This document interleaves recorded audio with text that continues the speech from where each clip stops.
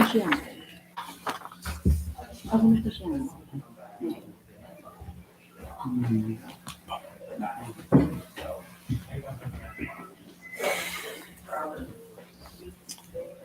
Okay. Good afternoon, everyone. Yeah. Welcome you again. So let us start our discussion today. And since we are all in the Christmas season, so let us try to spend some time learning about the valuable teachings of Jesus Christ, and also try to see similar or parallel teachings of the Buddha. And so the title of the talk is Christian Love and Buddhist Compassion. But that doesn't mean that, only love is found in Christianity, only compassion is found in Buddhism. These concepts are interrelated. But, I would like to take some time today to go through some scriptures and some teachings and highlight different points on those teachings and see what we can learn as practitioners. What we can learn from the teachings of the both great, we could say, spiritual masters, and how we can improve our life based on those teachings. And particularly today, my talk is a little challenging because many of you are here, maybe more familiar with the Bible and with the teachings in the Christianity than me. So, of course, you can help me too, John. Maybe you can help me too. Yeah. Yes. And so, when you talk about Christian concept of love, I would like to start with the very term used in the Bible for love. Because in the English term love, it's too general, and sometimes it cannot capture what is really meant in the Bible. But if you go to the original Bible, the Greek word, what you find in the Greek Bible is a special word, Bante. In Greek language, there are number of terms to refer to different types of love. I think some of the terms you are maybe familiar with, right? So, for example, we have eros, right?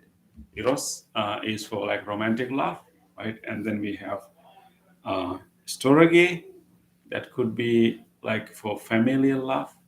And then we have philia, another term that's mean like a friendship, friendly love. So those are different terms, different words, and but none of these in the Greek Bible, what you find for love is not these words, not even philia. What you find is agape. So agape refers to a special kind of love. It's not simply the kind of love that we may understand when we hear the term love, and because sometimes when we hear the term love, it also indicates like liking, right? I love that color, right? That also means that you like it, right? Sometimes people say, I love fish, but we have to figure out what they really mean by that. When people say I love fish, they can be either, they actually love them, maybe they may love eating fish. I don't know whether you really love if you can eat them, right? So therefore the term love can be really too general. But agape is a special word, and it has the high, it indicates kind of stands for the highest form of love that we can have. So it is basically what you call unconditional love. It's mainly, when we say agape, it's also like going away from self-centeredness, unconcern about one's own well-being, but putting the other person before you. That's the idea. So I think you can help me. Yeah. And then also later, Saint Thomas Thomas Aquinas. He tried to interpret agape with related to charity. Like show this more like a giving up, giving up your self-interest for others' benefit. So that's the word that is used in the Greek Bible. So therefore, when we think about the Christian concept of love, we need to be sensitive to this special word that is being used, and try to understand the deeper value in that. So the main idea there is actually we are advised to love not only people that we like, go beyond our like and dislikes, and then it is a challenge. It is a challenge. Usually we can love people who we like, but it's difficult for us to like to love people we may not like, or maybe we may not agree with. We may not be able to condone the activities, but I think in Christian, in the Bible, advice is to take that challenge and even love for the unlovable. That's a big challenge. So I think if you go to the scriptures, I think that's one famous statement we find everywhere in the Gospel of it is found in the Gospel of John, and Jesus Christ said that I give you a new commandment. I give you a new commandment. Of course, you know that we have standard 10 commandments, and Jesus actually came. Jesus Christ, like interpreting it and giving most fundamental command that can fulfill all other commandments. And he said that I give you a new commandment, and that is love one another, just as I have loved you, and you also must love one another.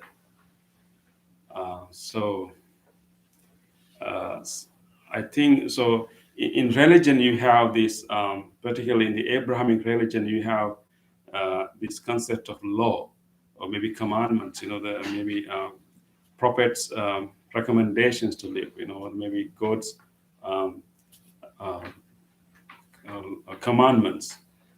But in the Jesus Christ teaching, where we find this emphasis on love, of course, you have to follow certain way of life and certain particular set of principles and love. But Jesus Christ emphasized that what is most important is loving. That is quite challenging. And we also find emphasis on in the Christian concept of love. We find the emphasis on full acceptance of the individual without judgments. We find many examples in the Bible, how Jesus Christ was an example of that. Whenever he wants to, whenever he want to help people, and how non-judgmental he was when approaching people. So I think there are many stories, but I would like to share with you this story. It is in Gospel Luke, the story about Zacchaeus, a tax collector. Of course, in the Bible, when you hear the term tax collector, it has a lot of connotations. Yeah, tax collectors are not seen as kind people, and they stand for people with no mercy, and very not very kind. So this Zacchaeus, and he was a tax collector. He was a chief tax collector in the city called Jericho, and but Jesus Christ was teaching, and he was encouraging this new way of living to people, and then so he has a lot of followers. But being a tax collector, he was not very much following that path. But he wanted to see Jesus Christ. And according to the story, Zacchaeus was a short man, and then when Jesus Christ was coming along the way, and he wanted to see this great person, and but since he is tall, and since people may not necessarily help him to meet the Jesus Christ, he decided to climb a tree. Climb a tree so that he will be up there and he'll be able to have a good view, good look at on Jesus Christ. And what happened was that he climbed a fig tree next to the road. And then when he was there, when Jesus Christ was coming with this group of people, all the followers and disciples, and when he come to that spot of that fig tree, he stopped at the foot of that tree and went to the tree and told Zacchaeus, "Come down immediately. I may stay at your home tonight." And I may stay at your home today. And that was such a surprise to all other followers, because there were so many other pious followers, obedient followers, listeners, behind him. But he just stopped at this tax collector who has no. I mean, maybe he was curious to see Jesus Christ, but he was not really a follower of the law, and he was not his disciple. I mean, he was, but Jesus Christ decided to stop at that tree and ask him to come down. And of course, the other people were like muttering, and so I mean, they were quite shocked, and he said, our teacher is going to stay with the sinner. But I think that's an example we can learn how the love that Jesus Christ was giving to people was like non-judgmental and like accepting everyone. That's the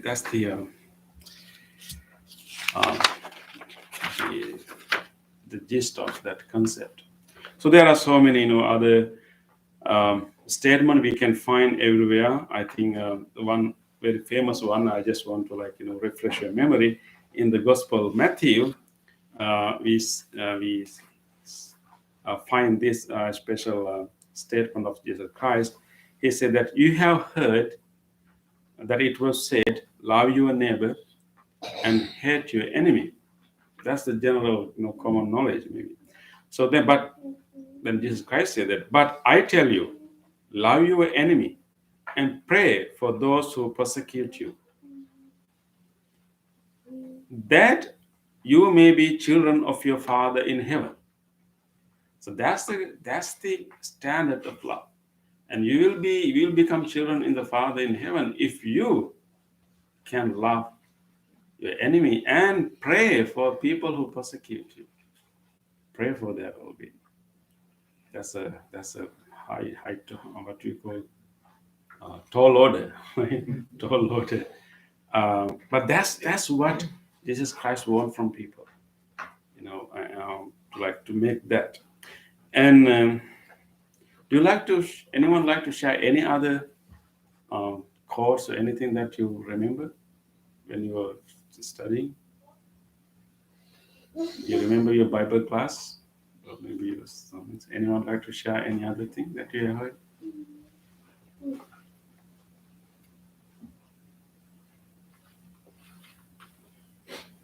About love?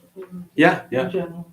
Or maybe anything that comes to your mind. Well, first thing that comes to my mind is do unto others as you would have them do unto you. Exactly, the golden rule.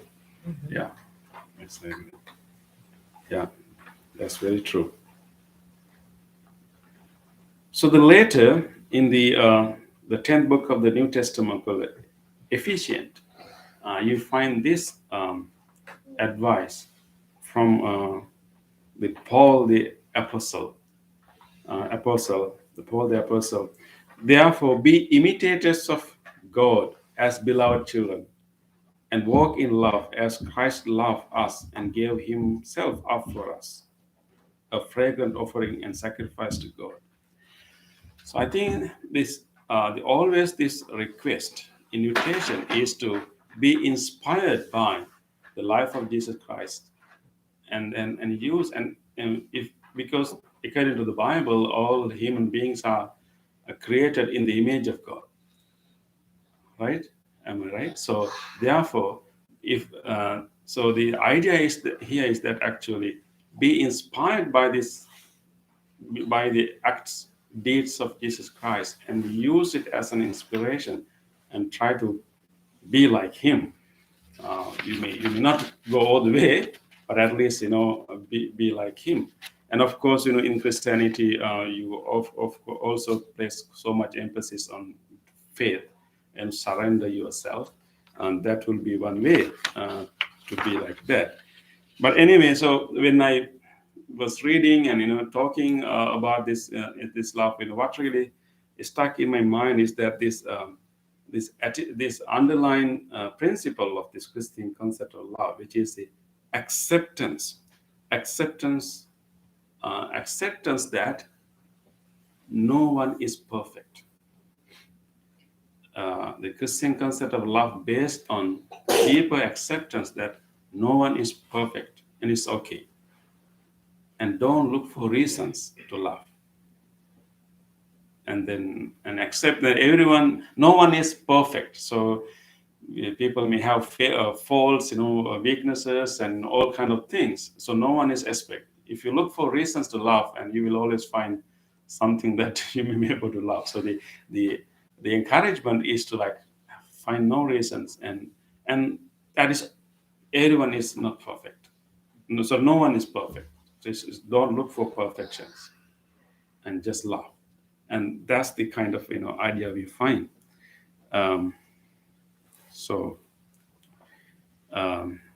I'll come later, and then to compare this concept with what you find in Buddhism. So now I'd like to come to Buddhist compassion, more familiar territory for me. Okay. I hope that I did not misrepresent, what is in the Bible, yeah. But that's how I understood it, this attitude of acceptance and basic understanding that human nature is imperfect. So we just have to love, no matter what people are doing, or what kind of qualities that people have, that non-judgmental nature. So when it comes to Buddhist idea of compassion, as I told you earlier, although my title is Christian Love and Buddhist Compassion, it may give you an impression that maybe Christianity talks about love only and Buddhism talks about compassion only. That is not the case, actually. These terms refer to different facets of our goodness. But of course, there's an emphasis on love in Christianity and emphasis on compassion in Buddhism. But Christianity also talks about mercy, compassion, and of course, Buddhism does not speak about compassion as one single virtue. Anywhere you find any discussion about compassion is always in the context of three other virtues. What are they, Bhante? The other four virtues? Metta. Yeah, that's why I asked from you. The first one is metta, loving kindness. Karuna is compassion. We have mudita over there. Yeah. Mudita is altruistic joy or sympathetic joy, and upekha is equanimity. Yeah. So we have, yeah. You have, huh? And even Karuna also. And so the Buddhist compassion is always discussed in the context of four Brahma Viharas, four divine abodes, we call them. Loving kindness, compassion, of course, and then altruistic joy, which means rejoice in the happiness of others, and equanimity, which is a stable, balanced, equanimous state of the mind. But when in Buddhist discourses defines compassion, it always talks about compassion. In Buddhist understanding, the term karuna refers to a state of the mind that we develop when we see suffering in other people. So loving kindness is a general goodwill, general willingness for everyone to be well, everyone to be okay, a general goodwill. And then compassion is something that we will experience when we see suffering, pain in other people. Mudita is what we experience when we see happiness, joy, and success in other people. Rejoice in that success, rejoice in that happiness. Karuna or the compassion is what we experience when we see suffering, pain, disappointments in other people. And the equanimity is the kind of underlying stable state of the mind that we maintain uh, uh, without being too much depressed, without being too much. We need equanimity to continue your compassion, continue your sympathy, joy, and loving kindness without expecting any result. And so that those are the four qualities. But when it defines compassion, it always refers to suffering. And then there's an interesting term, Bhante, we call Hadaya Kampana. Hadaya Kampana. The definition, maybe, since we have a Pali scholar, let me read in Pali and you can translate English. And this is, I haven't told him earlier. So this is, yeah. Hadaya Kampana Karoti iti Karuna. Hadaya Kampana Karoti iti Karuna. To make the mind of heart. Heart, yeah. Hadaya, heart, yeah. One's mind Kampanang. means short. Oh, yes, Bhante. Yeah, we can. Kampanang is moving, and we can also like shocking, and also I think the term used is what do you call sensitive. yeah, becoming become sensitive. The definition is that your heart moves when you see suffering in others. Kampana, quivering. Do you understand? Quiver, quivering of the heart. That's the definition. Quivering of the heart. Moving of the heart. When you see pain and suffering in others, that's the definition. So there's a lot for us to contemplate on there, because it's about having that quivering, that moving, that's Bhante, as Bhante mentioned, being sensitive, and that very quivering is actually something that make you sensitive, be aware of the suffering with the other person, but at the same time, it kind of moves you. I mean, you are not comfortable. You cannot simply rest with compassion, right? So it's kind of moves you to remove that suffering, do something to alleviate that suffering. So that's the nature of karuna or compassion, that quivering of the heart. And so, therefore, it's really related to empathy, like empathy. So even the term, I think, the English term compassion has this sense of, come means like with, right? Come means with. So like a suffer with, something like a suffer with. Maybe like try to experience, try to understand, try to have empathy of the pain and suffering of the other person, and then try to do something to help that person. So Buddhist idea of compassion is related to this reality of suffering in life. Suffering, because suffering is a common, undeniable, what you call predicament in our life, human life, in any form of life. Suffering is something so connected to any form of life. The very survival has that struggle and that suffering, and there are so many things that can bring pain and suffering to us, right? So compassion is understanding that, based on that deep understanding, that every living being is vulnerable to experience suffering, physical, mental, and even larger than that.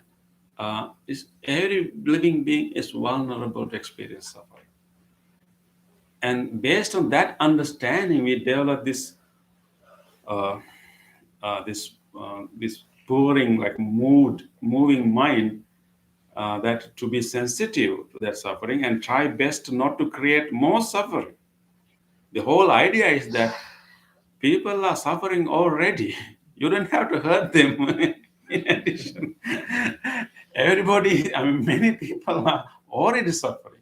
You don't have to, like, hurt to add any more suffering to them, because, as long as you're in samsara, even though you can have physically, good conditions, but we know that, our mind, if you're not enlightened, if you're not spiritually mature, it is very easy that we can find reason to suffer. And of course, there are so many conditions also that put us in suffering. But usually, whenever we experience suffering, and we have this tendency of not really facing it, so that is the general nature. When there's a pain and suffering, if it's one's own pain and suffering, we try to, like, suppress it, hide it, run away from it, right? Of course, we have, even in simplificate a simple example of, physical pain. And, nowadays people even don't have any simple physical pain. They are fond of painkillers, right? And we really want to run away from it. But if it is suffering of other people, we also feel that is too much for us to handle. And when it's suffering on other people, what we are doing is also, it's like it's something sometimes actually undesirable. Unbearable. So unbearable. It's a distasteful. It's not. If you don't have a compassion, I'm saying that normally when we see suffering in others, it's something unbearable, and you don't want to see it. You don't want to, like, look at it. And sometimes we may also think that it's a kind of threatening to our own happiness. So when it comes to suffering, whether it's ours or others, general tendency of our mind is to avoid it, run away from it, suppress it, to not face it. But the Buddhist concept of compassion is encouraging us to face it, whether it's your suffering or someone else's suffering. Face it. Not in the sense of, like, putting yourself in trouble, but closely look at it and face it with full awareness. And that very facing of the suffering, even in other person in yours, is used to create connection, because suffering is one common criteria, common factor that all living beings share. The one common denominator of any life, any form of life, is that all living beings do not want to suffer.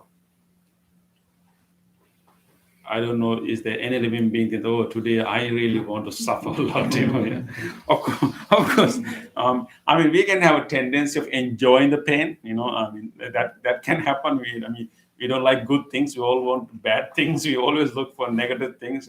So there's also another human tendency. Like pain. Always looking for something to suffer, looking for something to be frustrated, and that's another problem. But usually. And all living beings do not want to suffer. All living beings want to be happy. So suffering is a common denominator that connect all living beings, that put every living being on one plain ground. And therefore, what the Buddhist concept of compassion is directing us to use the suffering whenever you encounter suffering, and use that opportunity to face it, observe it, and make a connection. That's the moment that you can connect yourself with another being, and then make that use it to create a wholesome connection, and then try to help that person. And of course, sometimes you may not be able to completely relieve that suffering, but there's always possibility that we can help that person to reduce it, and even to just go through that suffering. So in the compassion, our whole goal is not always to completely wipe off the suffering of the other person. It's just to cure in the mind, like suffer with, have the empathy, and then of course do something to help that person. Sometimes our help will be, help will be good enough to relieve the suffering, but sometimes it may not. But that's okay. That's okay. as long as it helps. So therefore, the idea is that we shouldn't be afraid of suffering. And of course, in deeper sense, suffering, any moments of suffering is also a good opportunity for us to have a deeper realization of life and develop wisdom too, and go beyond compassion. And so whenever we have this experience of suffering, that is the time that we realize that we are not alone in this world. Usually, whenever we are going through any pain or suffering, usually we are by ourselves, right? We are in our own room, maybe others may not really feel it. You feel like you are alone, but actually, that is the moment that you didn't realize that you are not alone in this world, because this is something that many living beings are going through. And although when you experience pain or suffering, it's you experiencing it. But there are many, many millions and millions of living beings are going through similar or higher, even higher levels of suffering. So that's a moment that you feel that, okay, oh, this is how it feels like to uh, to have a headache. I was looking for more severe pain, but yeah, this is how it looks like. Have a broken toe, and experience it, and then you can develop empathy. How would other people and beings who are feeling when they're going through that. So therefore, I think it is this, because this compassion is based on suffering, this capacity of suffering. So as long as anyone is capable of suffering, and that's where we should develop our compassion. I think that is the reason that Buddhist compassion go even beyond human beings, because the Buddhist compassion is based on this idea that everyone is capable of suffering. As long as anyone is able to suffer, and then our compassion should be directed to them. So it's not only human beings in Buddhist compassion. So it doesn't matter, it is not about or soul, or it's not about rationality. It's not about intellectual ability. It's about capacity, or maybe ability, maybe vulnerability for suffering. As long as anything or anyone is vulnerable to suffering, we're capable of suffering, and that's where our compassion should go. So it really definitely go beyond human beings to all other living beings, to anything that can suffer should be included in our compassion. So, so the then our goal, the question would be how we can develop such a compassion. How we can actually develop such a compassion, like really, how we can really bring us to the level that our heart is moved, but it's not really pushed us away. It's not really exhaust us. That's the challenge that we have. But anyway, in Buddhist guidance, the way to be empathetic to others is actually, we have this Pali term again, Bante, here, attanang upamang katva. Attanang upamang katva. It's like taking oneself an example, right? Putting oneself is in another's place. The best way we can be really sensitive to someone's suffering is put ourselves in someone else's place. If you really want to understand what that person is going through, on the outward you can see something, but genuinely feel it. You have to take a moment, come out from yourself, your own a small cage of self, and then you have to put yourself in another person's place. Then you will really understand it, and that really moves you to do something. We have an English term for that, right? Put yourself in another's place. What is the English phrase? Yeah. What is that phrase? Full phrase? Walk a mile in their shoes. Walk a mile in their shoes. Yeah. Okay. Yeah. Put yourself in someone else's shoes, right? Yeah. But here I have a comment to make. when you say put yourself in other shoes, that let's say someone else has broken his car. Okay, so if you think that, okay, how would I feel if my car is broken?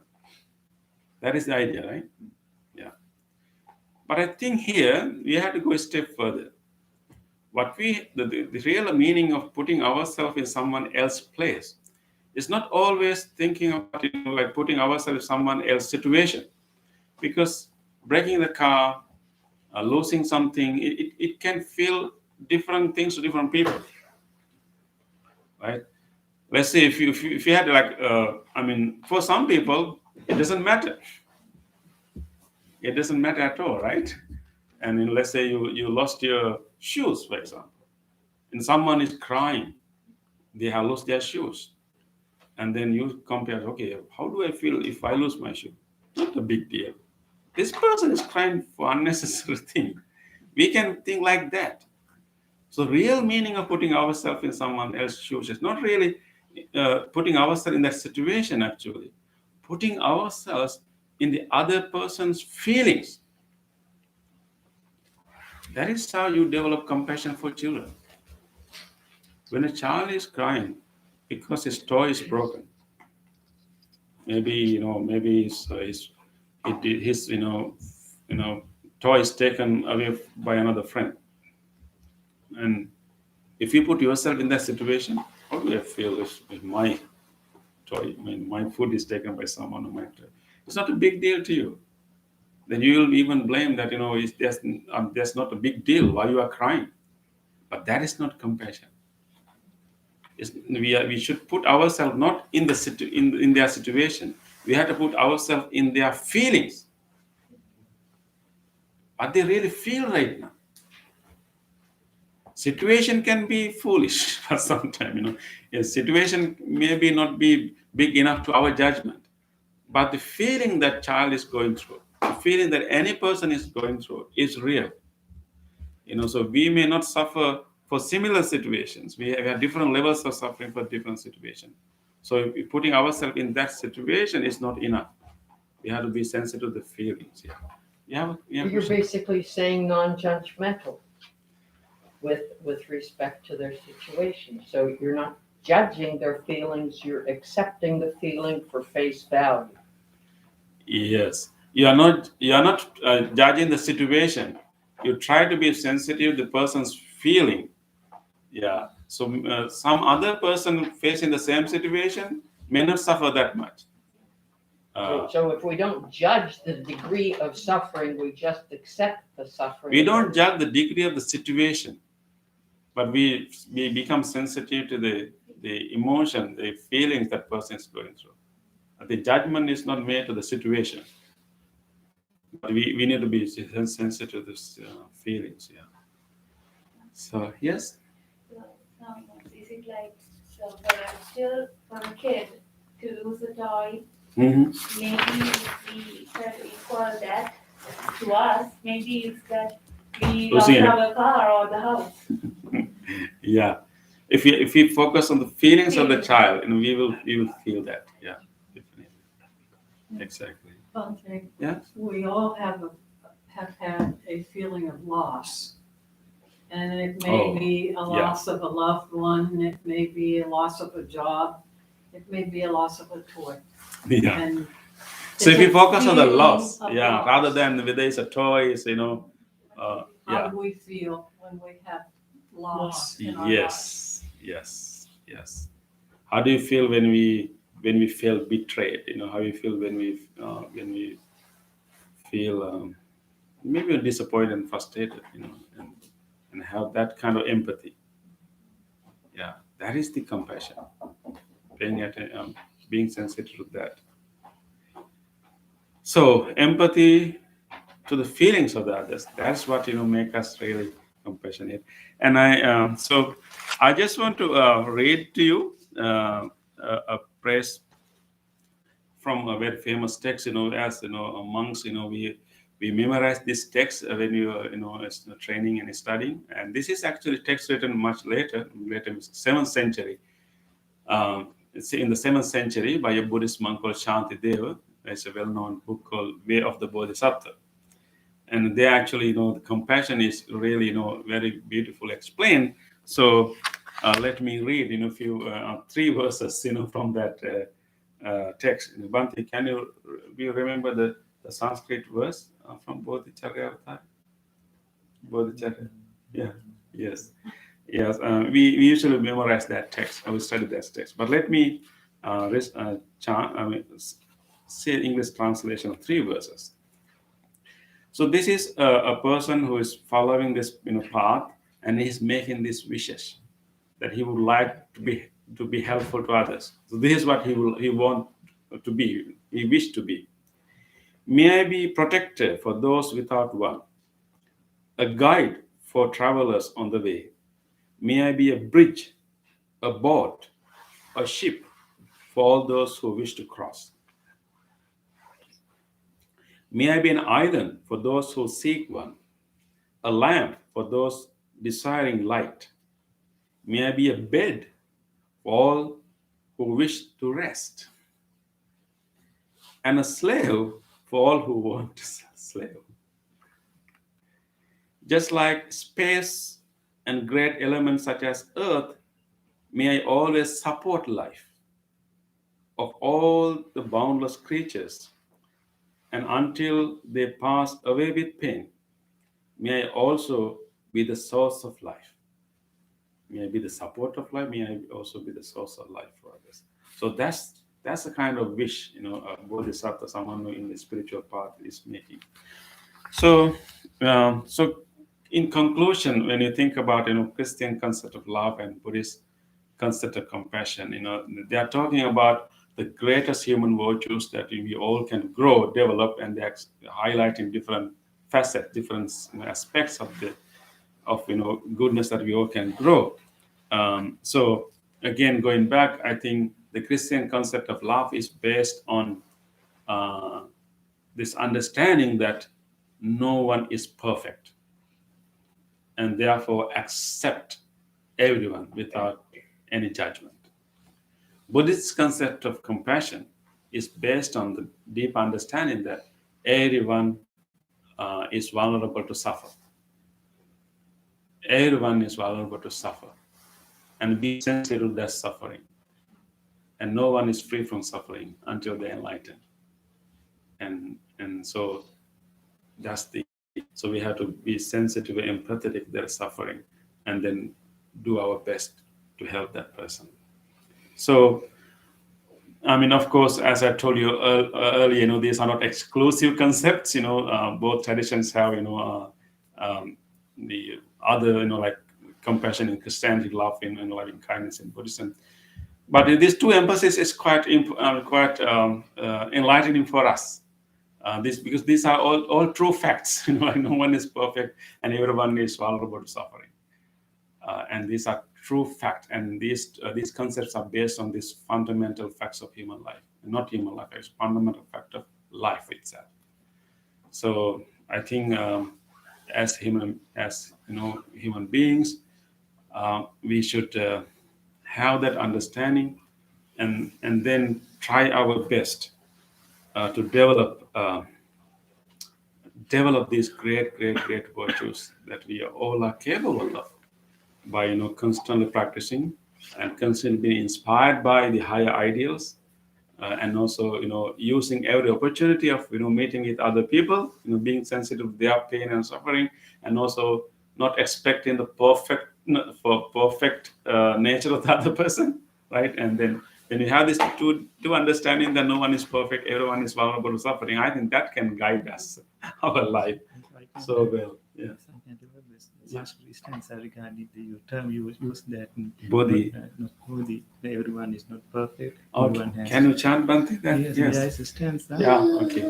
Dosyo pyasti guno pyasti nirdoso naiva jayati sukumarasya dandasya nalo bhavati karkasaham. Dosyo pyasti. It means Bhante. Everyone has faults. Yes. Guno pyasti.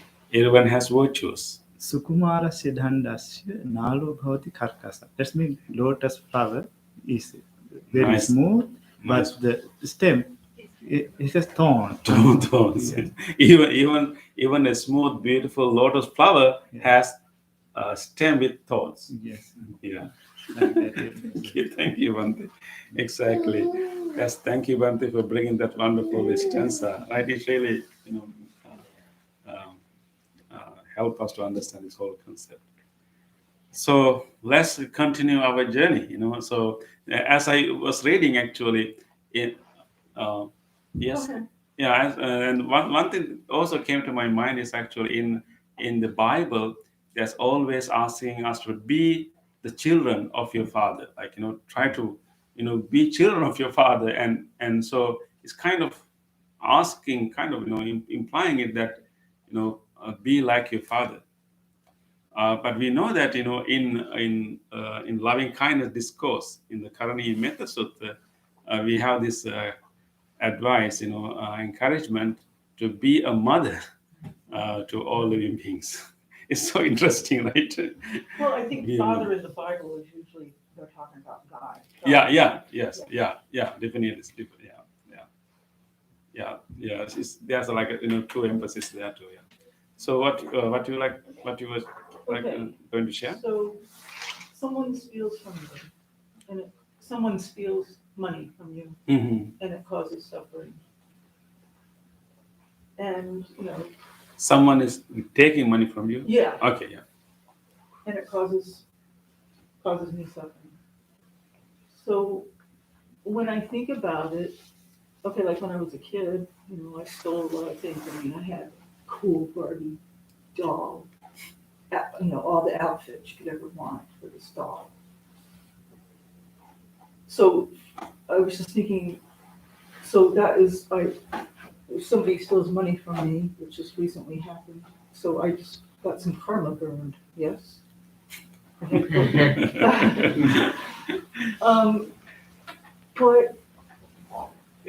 I feel like the thief, I feel sad for that person because it's going to happen to him. Like, what you put into the universe, you get back. So. And also, How like do you- even right there, the moment that he did it, he deprived himself from to a quite low level of being. Right there. That's so sad. We wish if we can help him, like have more wisdom. But there are better ways to live this life than stealing and and cheating others. Because you just deprive yourself from your higher noble living, noble life. Yeah. Definitely there will be consequences, karmic consequences later. But even before that, you just deprive yourself. You degrade yourself. And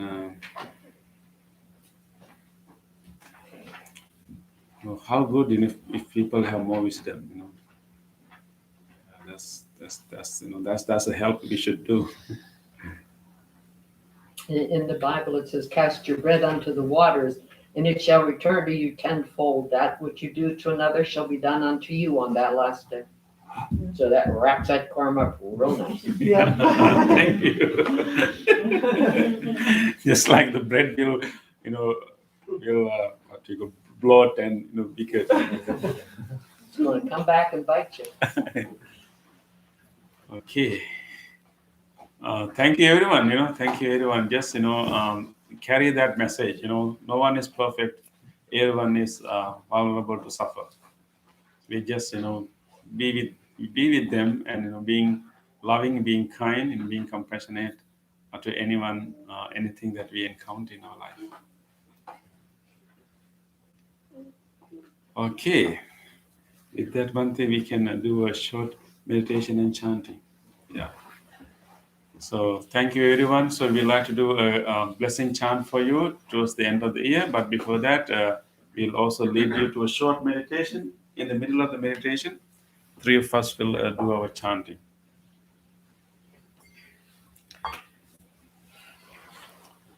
So first we will meditate, and you just don't want to put your palms together, just stay in the meditative posture.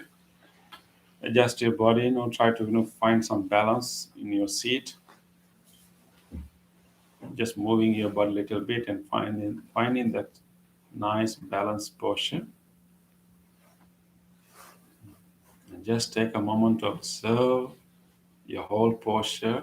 At this moment in this hall we are sitting, how exactly our body is sitting here now. How exactly my legs are placed. How we keep our hands. What do we feel when our palms are touching each other?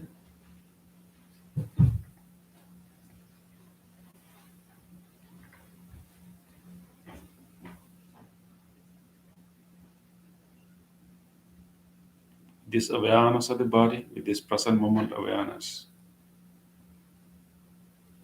Let's do a short loving kindness meditation and compassion meditation. They're all related, but they just pay attention to different aspects. Let's deeply generate a feeling of well-being, a wish of well-being to ourselves. When you feel this body, when you feel this breath, you are experiencing this life, this unit of life right here. So look at this yourself as a unit of life, an example of life, a living being. Let us direct our unconditional love, our genuine wish of well-being to this being sitting here, based on the deep understanding that no one is perfect. Let us accept our imperfections. Let us accept ourselves with all the failures, faults, imperfections, and weaknesses, and also virtues and strengths. Let us simply accept and genuinely wish this being sitting here to be well, to be healthy, to be kind, to be mindful, to be peaceful.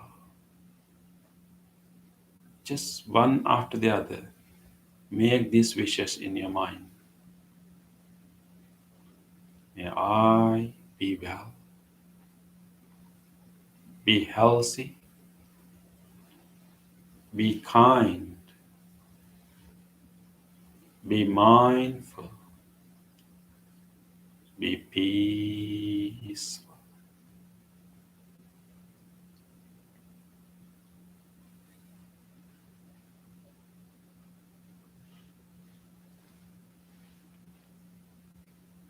Let us expand this wish to everyone beyond ourselves, all others too.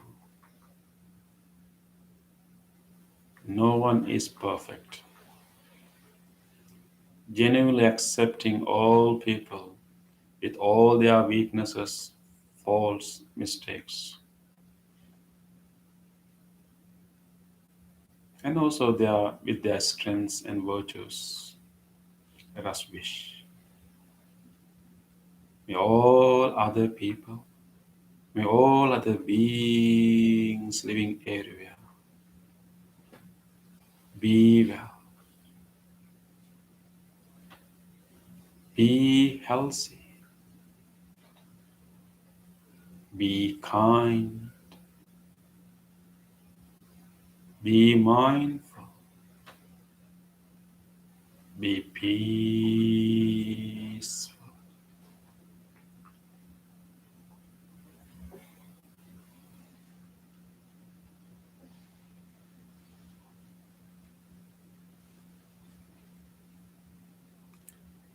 Let us now take a moment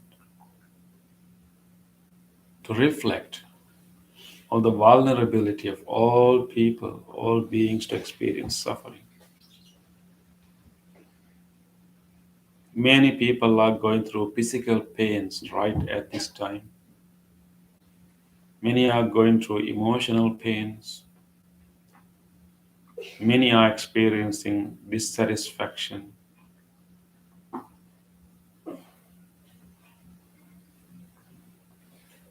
And that is the nature of all living beings. Let us genuinely make a wish that it is possible for all those suffering beings to be free from suffering, or at least to reduce those suffering. Let us wish. May all beings be free from physical suffering. May all living beings be free from mental suffering.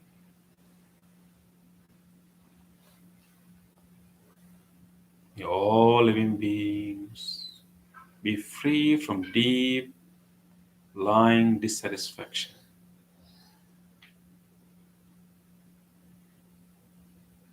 May they have wisdom, may they have courage, may they have guidance to go through and move beyond these sufferings. May all beings be free from suffering. May all beings be free from suffering. May all beings be free from suffering.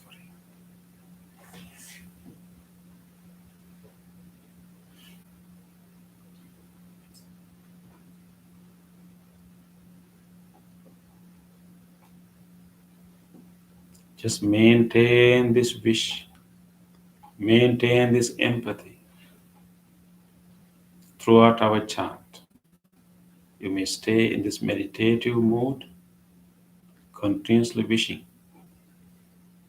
May all beings be free from suffering. Be free from suffering. Be free from suffering.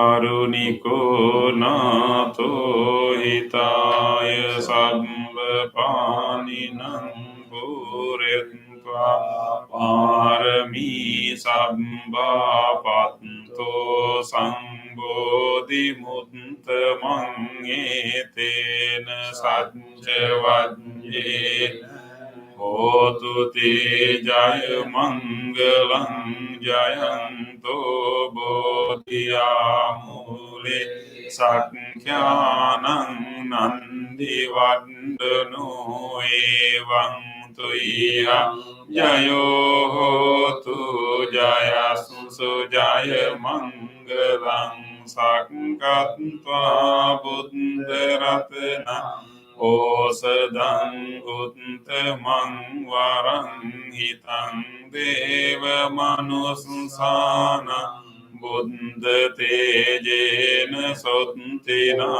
nasantu padva sabbi dukkha upasamintu te sakkatva dhammaratna Osadang uttamang varang varilavupasamanang dhammateje suttina nasantu padva sabbe rupaya upasamintu te sakkatva sangharatnang osadang uttamang varang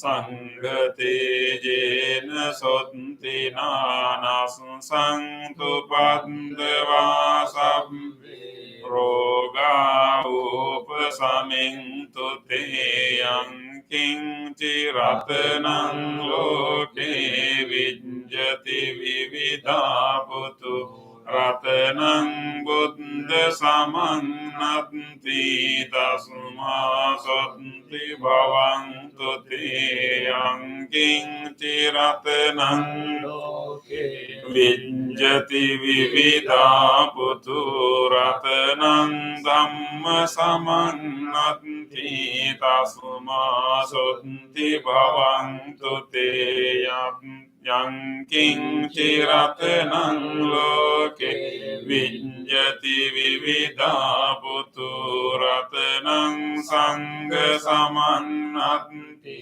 tasma sotti bhavantu te yanking inatti me saranang anyang buddho me saranang varang etena sajja vajjena hotu te jaya mangalang natti me saranang anyang dhammo me saranang varang etena sajja vajjena hotu te jaya mangalang natti me saranang anyang sangho me saranang varang etena sajja vajjena hotu te jaya mangalang sabbitiyo vivajjantu sabbarogo vinasatu mate bhavatpantarayo sukhi dīgāyuko bhavatu sabba mangalang rakkantu sabba devata sabba buddhanubhavena sada sotti bhavantu te bhavatu sabba mangalang rakkantu sabba devata sabba dhammanubhavena sada sotti bhavantu te bhavatu sabba mangalang rakkantu sabba devata sabba sanghanubhavena sada sotti bhavantu te.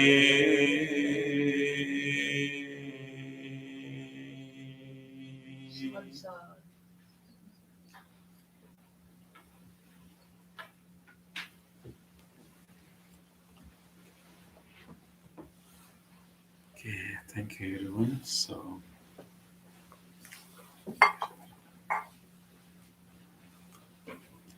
thank you everyone for joining us through YouTube, and I hope that you will have a beautiful and wholesome holiday season, and we wish you to have good time with your family and have a safe time during this period. Wish you blessings for a strong immunity and good health.